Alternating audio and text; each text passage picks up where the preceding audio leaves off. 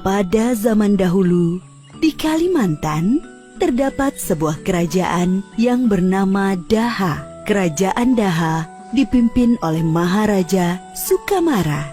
Sewaktu masih memimpin, Maharaja Sukamara membuat wasiat bahwa kelak cucunya, Pangeran Samudra, yang akan menggantikan dirinya sebagai Raja Daha. Ketika Maharaja Sukamara wafat, justru Pangeran Mangkubumi yang mengambil alih kekuasaan di Daha. Kekuasaan Pangeran Mangkubumi tidak bertahan lama.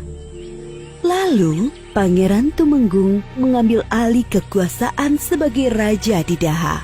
Kerajaan Daha merupakan salah satu kerajaan di Nusantara yang terus dilanda pertengkaran, memperebutkan kekuasaan. Perebutan kekuasaan yang tiada kunjung berakhir mengakibatkan banyak rakyat Daha hidup dalam kemiskinan dan kelaparan. Lalu, ketika perebutan kekuasaan terjadi, di manakah Pangeran Samudra, pewaris sah tahta kerajaan Daha? Kehidupan di istana Daha tidak aman bagi Pangeran Samudra. Perebutan kekuasaan yang terjadi terus-menerus mengancam jiwa Pangeran Samudra. Pangeran Samudra akhirnya memilih mengasingkan diri di dekat muara Sungai Barito. Di sepanjang aliran Sungai Barito, terdapat kampung-kampung yang berbanjar-banjar atau berderet-deret mengikuti aliran sungai hingga ke muara.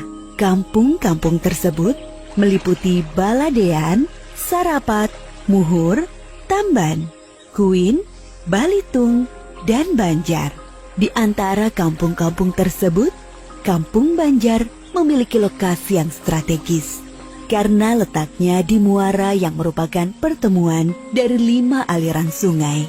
Kampung Banjar kemudian berkembang menjadi sebuah bandar besar. Kapal-kapal dagang datang dari berbagai kerajaan jauh.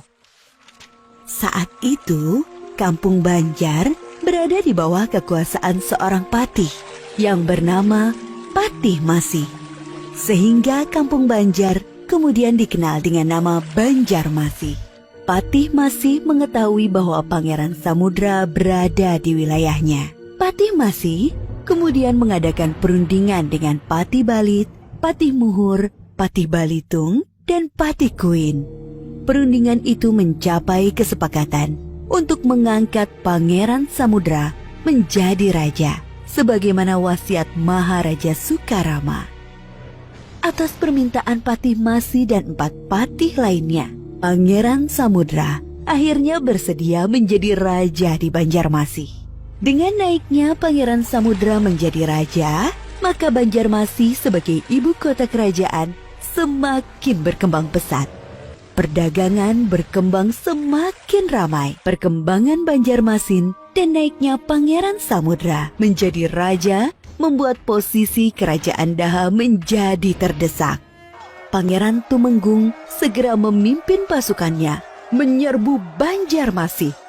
Perang terjadi di Sungai Barito maupun di daratan. Peperangan tersebut membuat korban berjatuhan dalam jumlah besar dari kedua belah pihak.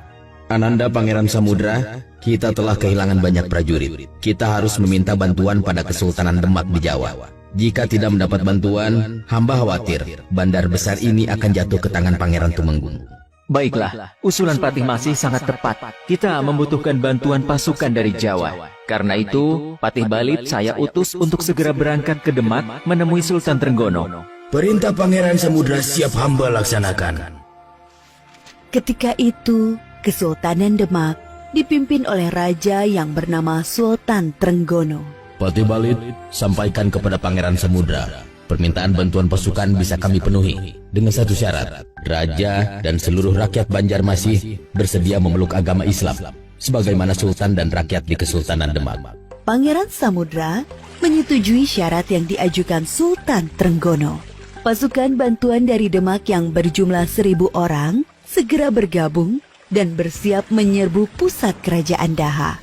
Pasukan Banjarmasih dan Demak berhasil mengepung istana kerajaan Daha.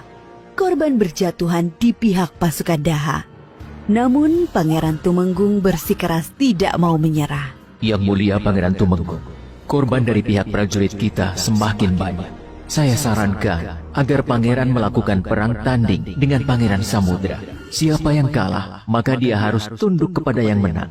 Inilah satu-satunya cara untuk mencegah semakin banyaknya korban. Usul Patih Arya Trenggana diterima oleh Pangeran Tumenggung dan Pangeran Samudra. Mereka berdua siap untuk melakukan duel penentuan. Ketika duel hampir berlangsung, tiba-tiba Pangeran Samudra membuang pedangnya. Pangeran Tumenggung, bagaimanapun engkau adalah pamanku. Bagaimana mungkin aku tega membunuh paman yang sudah aku anggap sebagai orang tuaku sendiri? Aku sudah membuang pedang, silahkan paman membunuhku. Pangeran Tumenggung yang awalnya marah dan siap membunuh Pangeran Samudra, akhirnya menjadi luluh hatinya. Ananda Pangeran Samudra, maafkanlah pamanmu ini. Selama ini, paman hanya mengikuti hawa nafsu untuk berkuasa, hingga mengakibatkan rakyat banyak yang menjadi korban. Pangeran Tumenggung akhirnya menyerahkan kekuasaannya kepada Pangeran Samudra. Pangeran Samudra kemudian menyatukan Daha dan Banjarmasin menjadi satu. Namun ibu kota kerajaan tetap berada di Banjarmasin. Peristiwa kemenangan Banjarmasin ini terjadi pada 24 September 1526. Tanggal 24 September kemudian diperingati sebagai hari jadi kota Banjarmasin hingga sekarang. Setelah beragama Islam, Pangeran Samudra mengubah namanya menjadi Sultan Suwaryansyah. Beliau dikenal sebagai raja pertama kerajaan Banjar yang beragama Islam. Sedangkan perubahan nama dari Banjarmasin menjadi Banjarmasin disebabkan setiap musim kemarau, air di sumur-sumur menjadi asin.